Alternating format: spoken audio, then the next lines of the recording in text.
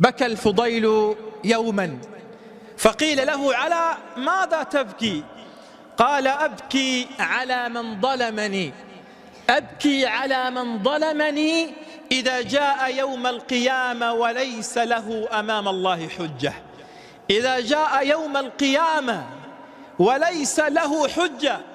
أحبتي، لما جلس يحيى بن معاذ وقد كان ملكا وعنده من الملك ما عنده، لكنه كله ذهب، ولهذا أحبتي لا حكم يدوم ولا ظلم يدوم، لا حكم يدوم ولا ظلم يدوم. فوجد في السجن هو وابنه، فولده يقول له: يا أبتي أين كنا وأين سرنا؟ كان عندنا الملك وكان أين كنا وأين سرنا؟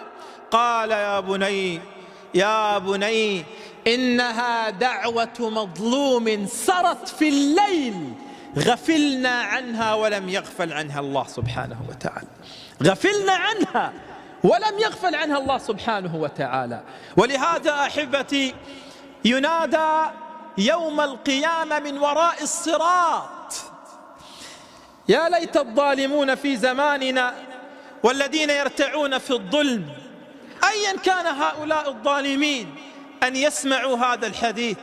يوم القيامة ينادي مناد من وراء الصراط: يا أيها الجبابرة، يا أيها الطغاة، يا أيها المترفين الأشقياء، إن الله جل في علاه يحلف بعزته وجلاله ألا يتجاوز هذا الصراط ظالم.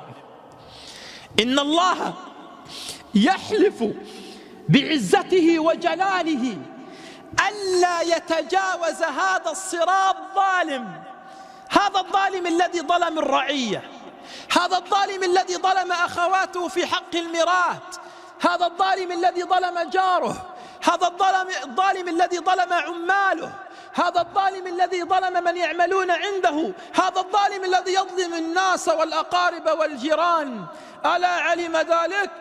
أما علم أن الله يحلف بعزته وجلاله ألا يتجاوز الصراط يوم القيامة ظالم؟